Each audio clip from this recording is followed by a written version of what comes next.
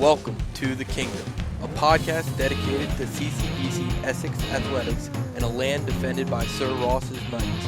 Now here's your host, Rocco Geppi. Hello, Knights Nation. Rocco Geppi here for the Kingdom Podcast. I hope you enjoyed your Thanksgiving last week and spent time with loved ones and were safe. Today I present to you Season 2, Episode number 9, as we have my interview with former Knights baseball student-athlete Nolan Watson, honoring the past with another edition of Once a Night, Always a Night. Let's not waste any more time and get right over to my interview with Nolan Watson. Hello, Knights fans. Rocco Geppi here for another installment of Once a Night, Always a Night, and it's my pleasure today to be joined by former baseball Knight Nolan Watson. Nolan, thanks for joining me. Thanks for having me, Rocco. It's my pleasure. So Nolan was here in 2018, 2019. During that time, the team went 54-47. The big year, which we will talk about in some length here today, 2018, the team went 30-26 overall. They won their second region title in 3 years. But the big news that year was the team went out to Enid, Oklahoma, as they earned a spot in the Division II NJCAA World Series, the first time since 1992. My guest today, in his career with the Knights, he batted in a slash line of .302, .421, .426, had 4 career home runs, 14 doubles, 5 triples, 31 RBI, 90% steal success, going 27 for 30, all of that in 87 games. And Nolan, as I'm sure you don't want to remember, but it's a part of the good, the feel good story here. Great career numbers, but that freshman year was kind of bittersweet for you. Things just didn't seem to click for you. You had a few games here and there where we saw the Nolan that we would eventually see on an everyday basis. So before we get into talking about the Enid season, that freshman year, from a personal standpoint, what were you feeling? How did you feel at the end of the season with regards to your performance? Well, personally, my defense was always kind of there. So you didn't see a huge jump from freshman to sophomore year with my defense. I think it was more my bat. And at the end of my freshman year, I think my mindset was I got to change the way I do things. I got to make some changes, whether that be to my body, to my swing, how I take care of my arm. There were a lot of things that I was thinking of at the end of that season because, I was striking out a lot. I was striking out way too much. And a lot of that came down to fixing my swing, fine-tuning my swing, and then also working on my body. So that summer, I took pride in working out almost every day.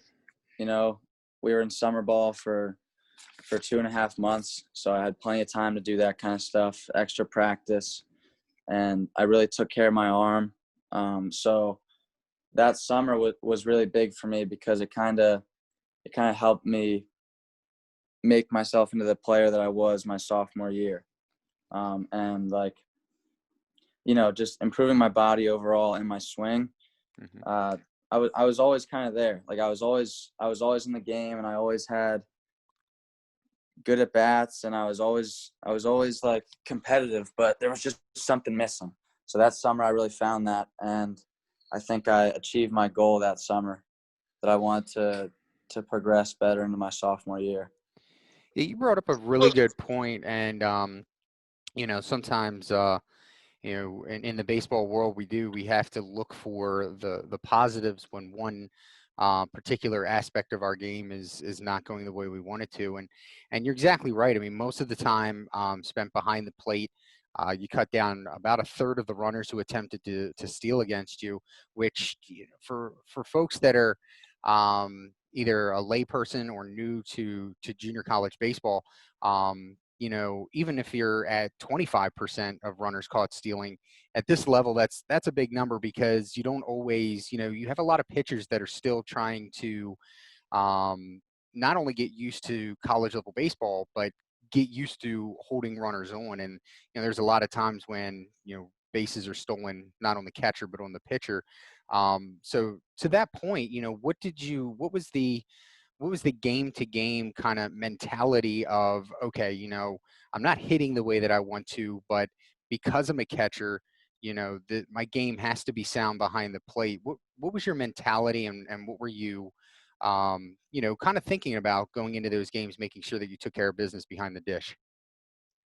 Well, I hate to say it, but like I was just mainly focused on the defense because at that point, for a while, I'd been struggling offensively, and if I let that affect me behind the plate, I just wouldn't have been playing. Simple as that. The only thing keeping me in those games, keeping me starting, was my defense. So I had to take pride in that, and I had to embrace it and not let those bad games offensively affect me behind the dish, because in the run that we made, we had all those winning games. I was back there, working hard and getting strikes for my pitchers and blocking balls, throwing runners out. So I was doing my best behind the plate when my bat was not really producing anything for the team. So I had to find my way to contribute, and it may be different than a center fielder or a shortstop or a first baseman. So that's kind of how I was thinking. Yeah, I mean, no doubt you definitely have to find that part of your game. And for a lot of people don't understand, taking the game in two different steps, because you do have that defensive component. It's not like in football, if you're a receiver and you're not making catches, you can't put that aside for a few minutes because you're going to go out and play defense. And the college level, that usually is not happening. And you did a pretty good job of that. It was definitely, it was an exciting season. It was surreal at some points. You guys really just going through qualifying again for the regions, which I think at this point was like the 6th year in a row the team went to the Final Four in the region. You guys got past Frederick in the finals of that game, which, we could sit here, we could probably have an entire podcast on that game. But Frederick had, a good amount of players on that team that were Major League Baseball prospects. Take us, then you guys have to go through Mercer County, who 2 years earlier before you got here, totally, let's just say, took care of business against the Knights in the district round. And then obviously the ultimate going to Enid. So take us kind of through the postseason, the regional win over Frederick, getting past Mercer County, which, again, that was a weird situation. That game, those two games being played in two different states, and the awkwardness of playoff baseball. But take us through the postseason and just kind of guide us into the Knights qualifying for Enid, Oklahoma. Yeah, so I think that there was a turning point in our season. There was a turning point about halfway through where we had a terrible record, and everything was going against us. Nothing was going our way. And, finally, as a team, we just decided to come together. And I think it was through all these horrible losses and bad experiences where we're getting blown out and nothing's going our way that we kind of learned that let's play for ourselves as a team, and let's go all out. So we had a scrappy bunch of guys, and we weren't playing as a team. Once we started playing as a team, it felt like we were never going to lose, honestly. I mean, I think we were winning almost every single game after that one moment where it kind of clicked for us. So taking you through the playoffs, I wasn't worried one time, I don't think. I think that the momentum that we had and the way that we started playing against Frederick, it didn't matter that they had all those draft prospects. I mean, I don't think we had any draft prospects, but we had a bunch of solid guys, solid group of players. We were playing well as a team, and it didn't matter who was on the mound throwing against us, who was in the field, who was coming up to plate against us. Our pitchers were going all out. Our bats were going all out. I know we scored a lot of runs. We scored a lot of runs in this postseason. Mm-hmm. And you know, guys that weren't producing in the season, they started producing. And when the guys around you start playing like that, it rubs off. It rubs off on everyone, and it kind of becomes contagious. And I think the strong core of guys definitely made a big impact on the other guys on the team, and it really let us get deep into the playoffs. You know, playing against Mercer County, it was kind of like the next step. Like I thought they were way better than Frederick, but we beat them 2-0. You know, we swept them. So I thought that going against Mercer and beating them at their home field, that was incredible. Yeah, that Because they series had, was. Oh, I'm sorry. Go ahead. yeah, they had. I mean, every single team that we played in the postseason totally outsized us. Every single player, like you look at every single position, and their player probably had 30 pounds on the guy that we had at that position. That was kind of funny because it didn't matter how big we were. It didn't matter how strong we were. We were just beating them, you know? Yeah, I remember that because at that year we had, and I'll just pick on him a little bit here because he owes me one. But we had Jeff Acevedo playing third base, and when you looked at, you know, their third baseman as compared to Jeff, it was night and day. You're exactly right. I mean, you know, 30 pounds in some of those cases, you might be getting being kind of generous there, but it was exactly right. It was.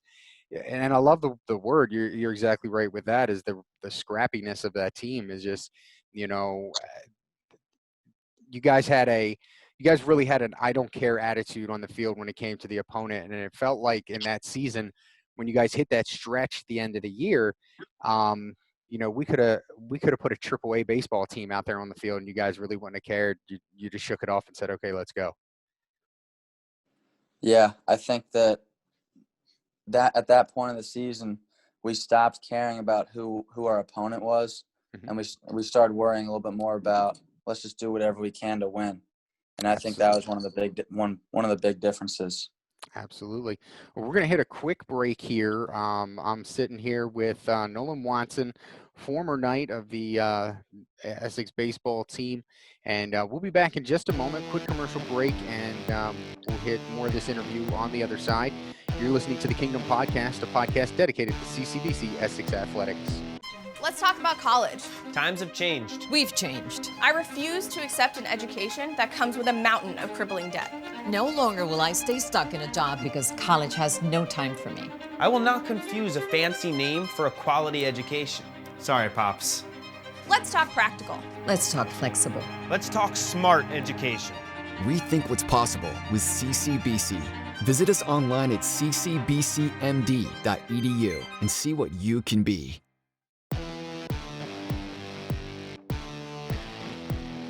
And we're back here on the Kingdom Podcast. I'm Rocco Geppi, and I'm joined today by Nolan Watson, former Knights baseball student athlete, on another edition here of Once a Night, Always a Night. And Nolan, we left off with the victory over Mercer County. You guys swept them in a weird 2 of 3 because of weather. You guys ended up playing that first game in Maryland, and you played it at Hartford Community College because Mercer's Field was not ready. That game goes into extra innings from what I can remember. You guys go 13 innings, and then it was like a foggy rain, a light mist. It was just a weird series. You win that one 5-4, and then another 1-run game the next day at Mercer County. You win it 11-10, and that's the moment when you guys knew you were going to Eden, Oklahoma. A little bit of a backstory because of how things have to get moving. That was a Saturday, Sunday. And so if you guys qualify on Monday in the office, we're booking hotels, booking flights, booking buses, doing all of that stuff. So you guys beat Mercer County 5-4 on that Saturday. And as you guys are leaving, I'm in a parking lot with our athletic administrator, Greg Wickup, our director of athletics, Brian Farrell, and we're starting to talk. Okay, they got this win in. this is almost a reality now. And we stood there for about 20 minutes, game planning what we had to do come Monday. And then obviously you guys made us earn our paychecks because you win and qualify for the tournament. Now that you've qualified, you guys are heading out to Enid. Take me through it all, right? I believe the flight that morning to go to Enid, we had to get you guys there at like 6:30 in the morning or something. So just kind of take me through everything and just give me the experience. Yeah, so it was it was an exciting time for sure. One of the coolest moments ever, really. Like, just the realization that we're going all the way out to Oklahoma. Mm-hmm. I've never been to Oklahoma. I had no clue what it would be like. A lot of my teammates were just through the roof. Like, we couldn't wait. And I think we were getting to miss school too. I think that was pretty cool.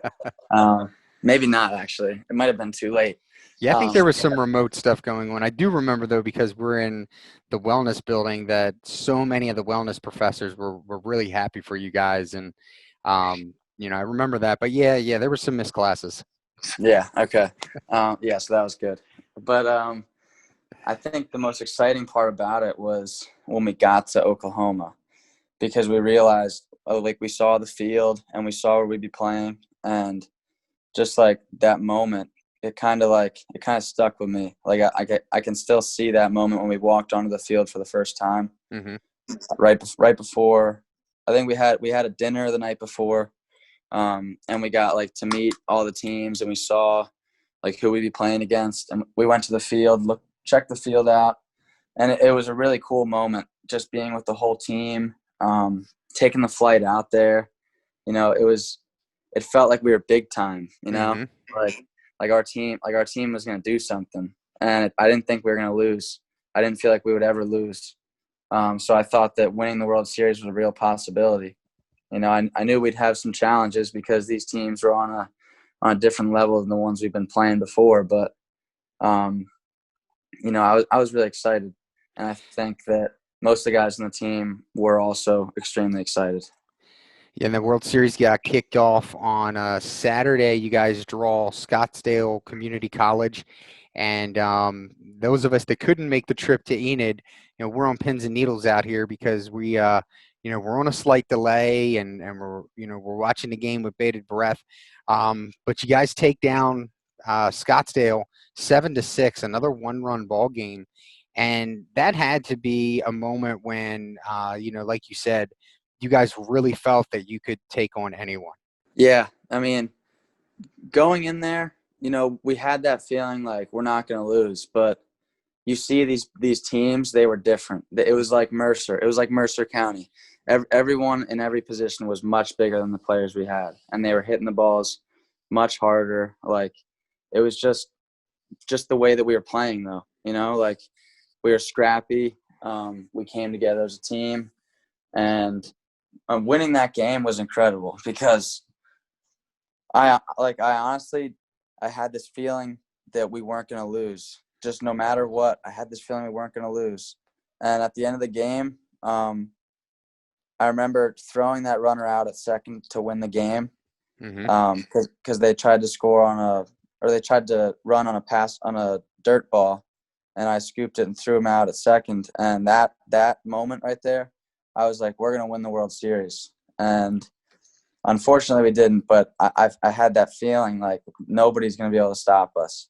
Yeah, it's really tough for a team to come out of the East Coast. I mean, we know Mercer's history and everything like that, but to go up against teams that I think in our bracket, Scottsdale and then the next game Parkland, I think those teams had 10 or 12 more games played than we do.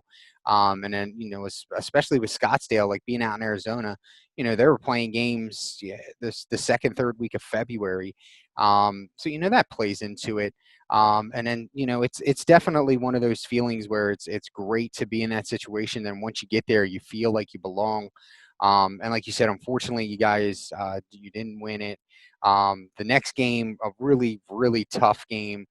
You guys have a 5-4 lead on a team that would eventually go on to be the national runner-up, and just an odd, I don't even know how to describe it still to this day, fly ball to right field that ended up dropping in, and they score 2 runs to walk it off. And then you guys play Scottsdale for a second time. It's a double elimination tournament, and you lose to Scottsdale. However, at the end of the day, after all of this, nobody likes to lose. I mean, let's face it, no matter what sport it is, you're going to have, dozens, if not hundreds of schools at the end of the year when it comes to baseball that are disappointed. There's only going to be one team that's truly satisfied with how things went. But being a part of a team that went to the World Series for the first time since 1992, I mean, you guys had to feel really good about that. That alone was an incredible accomplishment, I think, for our team, for our school, for every individual that was there. I think it was a testament to what we were doing as a team, and the way we worked as a team. Like good teams that work together are going to win, and they're going to make it far. And I always said this, like, we were a warm weather team. Like, we had half our team was from Miami. So once we started playing that warm weather, that's when we started winning a lot. Maybe that's a coincidence, maybe it's not. But like, I think making it to the World Series alone was awesome. And I think that whatever we did once we got there, I think we could be proud of. And so even just winning a game, I'm super proud that we were able to do that. And yeah, I mean, I think that was just a great accomplishment alone, making it to the World Series. Obviously, we wanted to win it, but Yeah, no doubt. I mean, everyone back in Knights Nation was so proud of you guys. It was an exciting time. We're actually gonna hit our next break now. When we get back, we're gonna get more on the personal side of things, but we're gonna talk more Nolan Watson as we continue this once a night, always a night segment. I'm Rocco Geppi. We'll be right back after this quick commercial break here on the Kingdom Podcast. Times have changed, and I will not stay stuck in a job because college has no time for me. I will not let a limited schedule limit me. Rethink what's possible with CCBC. Visit us online and see what you can be.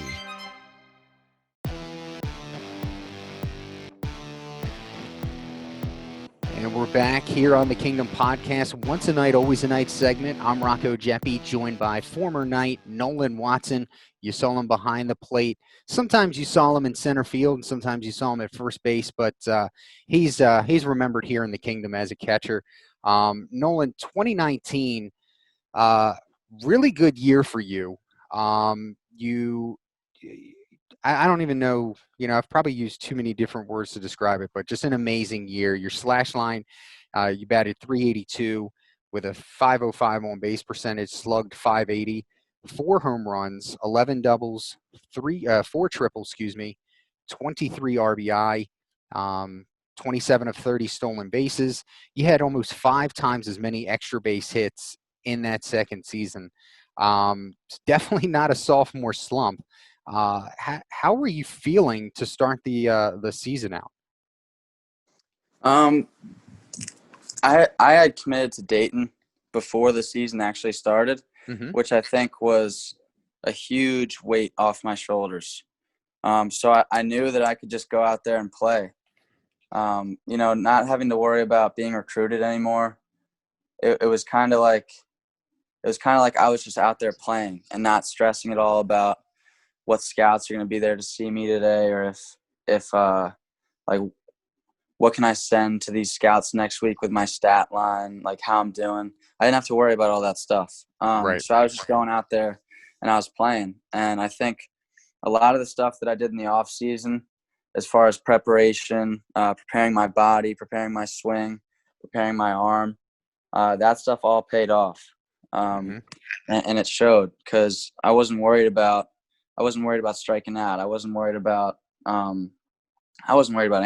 I was just going out there and playing, and I think that really showed. talk about, because I'm sure, at the time, head coach Mike Carter, I'm sure he discussed this with you before he did it. But you also moved to the leadoff spot. And for any baseball enthusiast, seeing a catcher batting leadoff is a little odd and maybe not odd, but very, very rare. Talk about that conversation and talk about what your mentality was when you found out.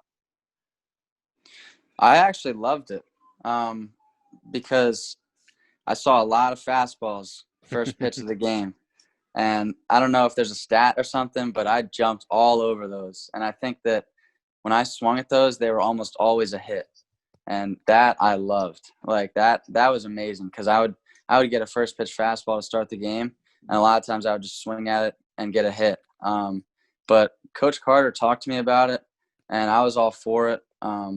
He said, you're pretty fast. You can get on base quite a bit. So I think I want to put you at the leadoff spot, and we'll see what happens. If you don't like it, we can move you. But I think I'm going to like you in the spot. So, I liked it, and I just stuck with it the whole season. It was working for our team.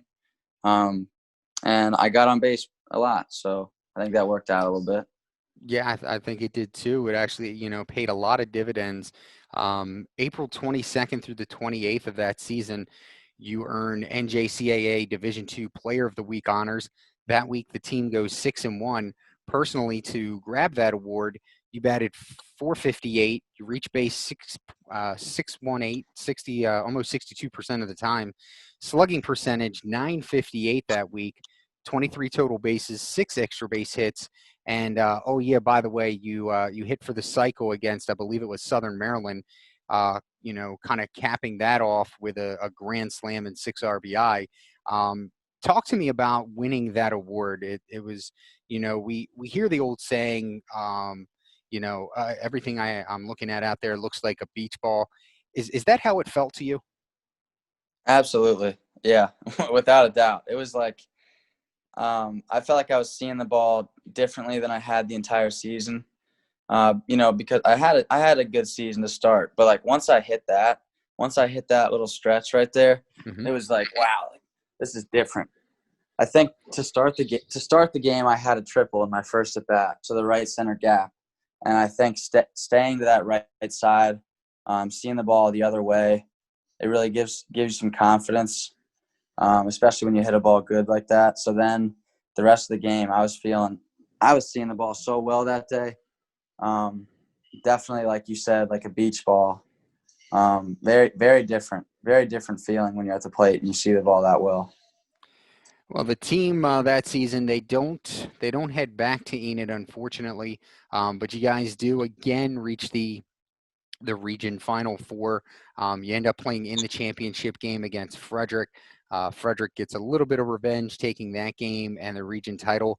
But, that's not a bad way to end your 2 years at community college with a region championship, a region runner-up, and an appearance in the College World Series. Yeah, I was definitely very proud of the way that we handled the postseason as a team both years. Mm-hmm. I think that our team sophomore year was probably not as good as our team freshman year, but I think we still had that fight in us. Mm-hmm. And we didn't give up. I think we lost our first game of the playoffs my sophomore year.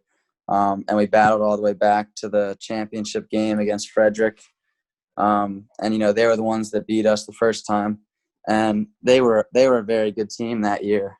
So I think that we just got overmatched a little bit in that last game. But overall, for my JUCO career, I was very happy with the way that my seasons went.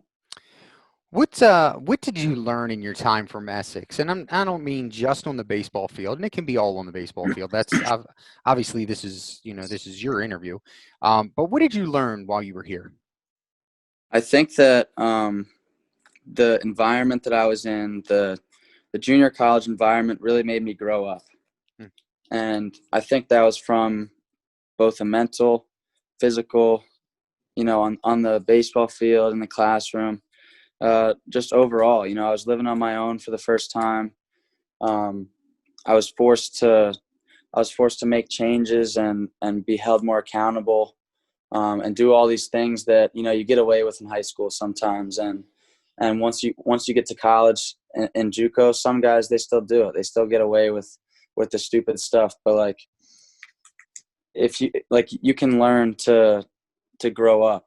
Mm-hmm. And like, I think being on my own and getting to play a bunch was huge for me as a player and as a person to develop, because it really taught me to grow up. Yeah, I think that's great information. A lot of people not realizing that, even though, we do have student athletes from out of state, but moreover, even though there are no dorms and you're local, there's still a lot to be had and a lot to be learned at a junior college that a lot of people don't think about. And I think that's a good insight. I would think that would help prepare you for the next level. So, let's definitely talk about that. You mentioned it earlier. You commit to NCAA Division I Dayton. Talk to us. How's that experience been, and just bring us up to date.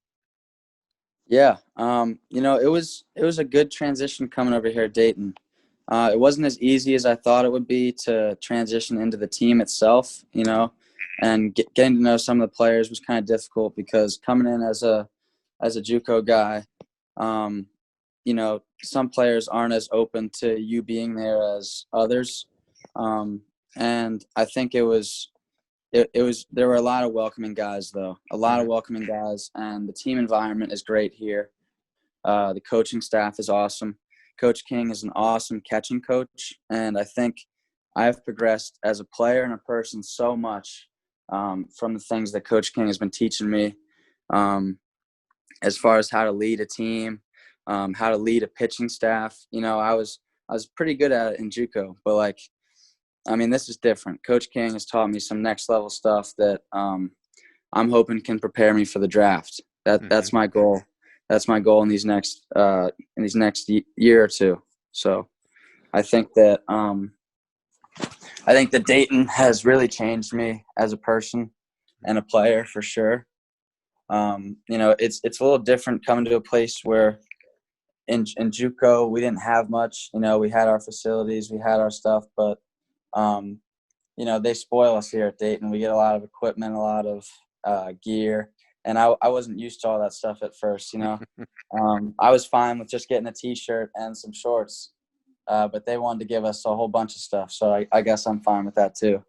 But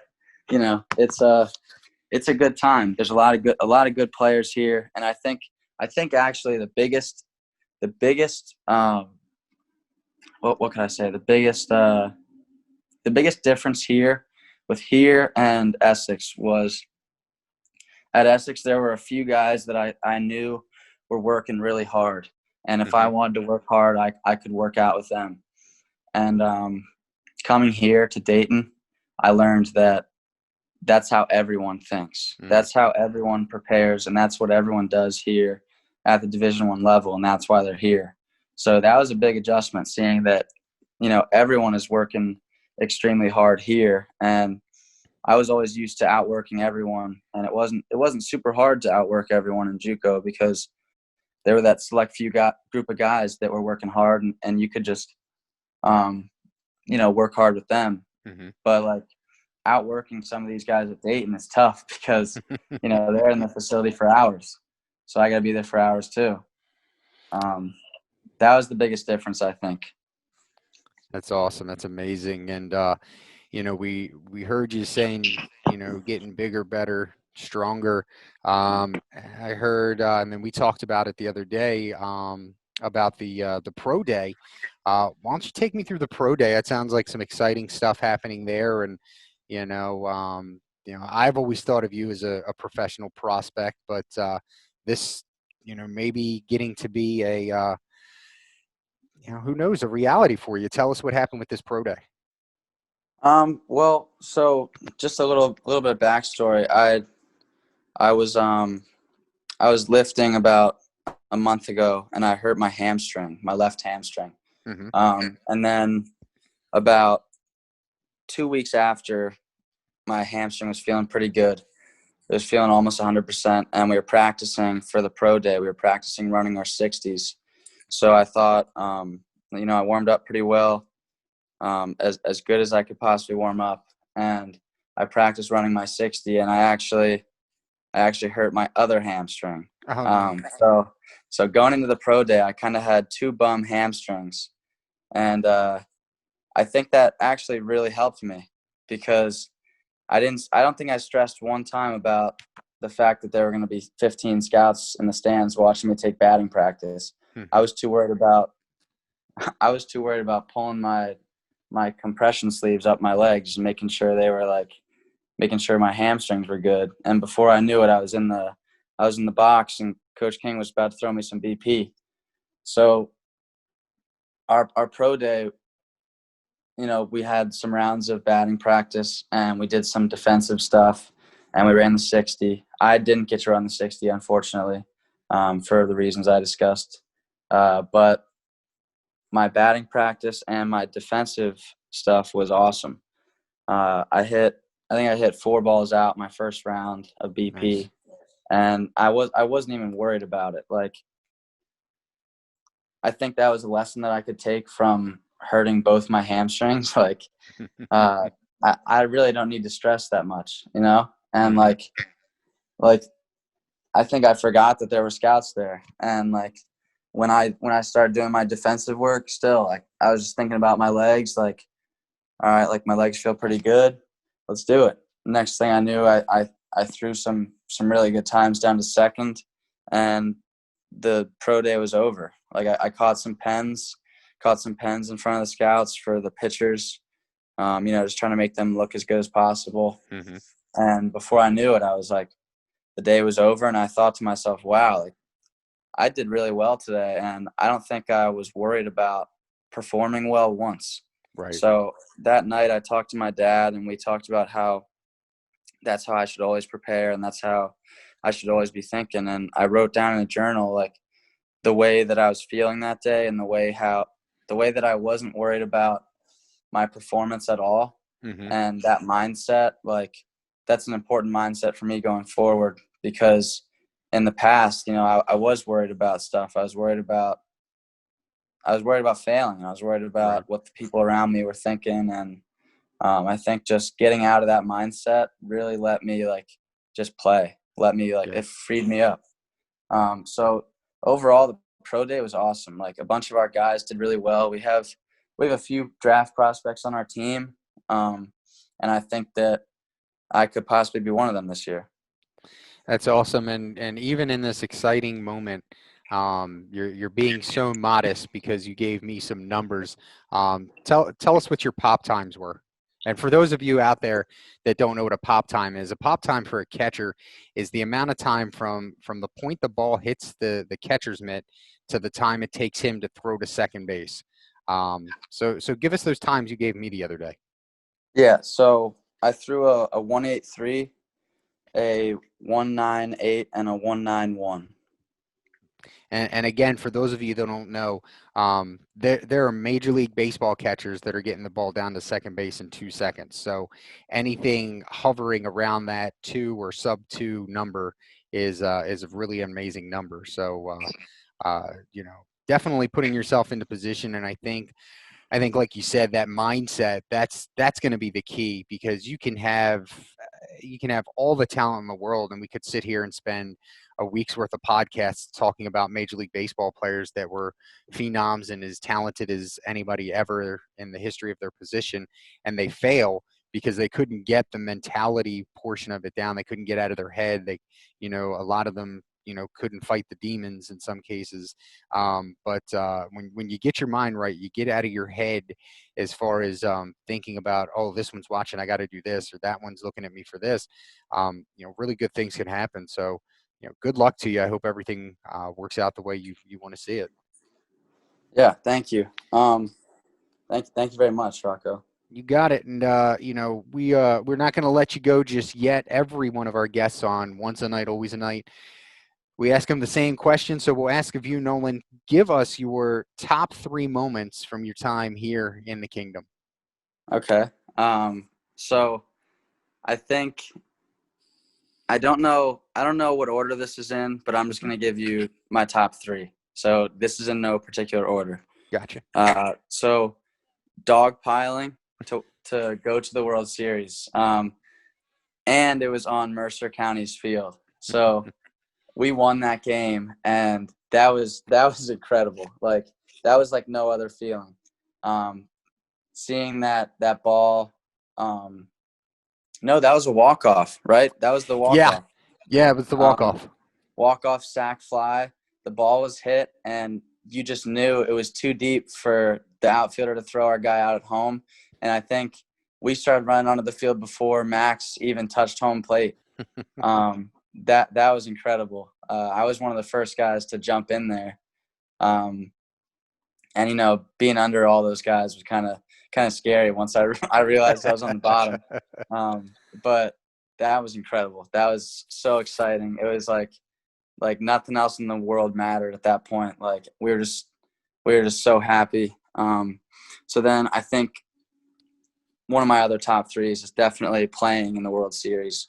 Getting to play in front of so many people. It was the most people I'd ever played in front of, so I was a little nervous. But once we got on the field, it was just time for business again. But the field was awesome. The environment was incredible. And just that our team was so excited to play. It was like that moment was huge. Yeah, and we didn't touch on this earlier, Nolan, not to cut you off, but yeah, there was actually a fan, well, not necessarily a fan, but there was a resident Baltimore County native that was in Enid, Oklahoma, and while you guys were playing out there, we got some pictures of her with a couple of the guys from the team. Yeah, that was cool. And I think I also forgot to mention about the World Series, how cool it was when we first got there, and there was a whole Little League team waiting for us to get off the bus. They had posters made with players' names on it, like we were celebrities or something. We felt pretty big time for that, getting to go in and then stay in our nice hotel. But that was really cool. And then I think my third moment, which was during my time at Essex, was committing to the University of Dayton. This was something that I've been working towards my whole life. It was a goal that I was trying to achieve during my time at Essex, and I think that a lot of the time that I spent in those cages and on the field doing that work, in the weight room, all that stuff had finally paid off, and I cried that night. Like, I was so happy. And like, just that realization that like all the work that you put in sort of paid off was amazing. It definitely is, and it's definitely well deserved. I mean, I've been in and around Essex in one way, shape, or form since the fall of 2009, and you definitely are one of the hardest working, driven individuals that I've come across in my time. So really happy to see things going in a good direction, a good trajectory for you, Nolan. And, we appreciate you joining us here today. We love talking to our former student athletes, and thanks for coming on with us. Yeah, I appreciate you having me, Rocco. Always a pleasure. Always a pleasure. Awesome. Well, that's it for my interview here today on Once a Night, Always a Night with Nolan Watson. We're going to send things back up to the main programming to close things out for the podcast episode. And we thank you again for listening to Once a Night, Always a Night. Again, for my guest, Nolan Watson, I'm Rocco Geppi, sending it back to, well, myself here on the Kingdom Podcast. We are back. Rocco Geppi here with you on the Kingdom Podcast, Season 2, Episode number 9. And there you had my interview with former Knights baseball student athlete Nolan Watson. Remember, these episodes will always be available on our YouTube channel and Facebook page. Just keyword search CCBC Essex Knights on either medium. That's all the time we have for this episode.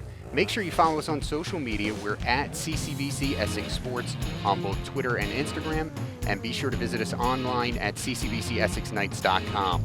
All of our social media links are also available in the description for this episode. My thanks again to this week's guest, Nolan Watson.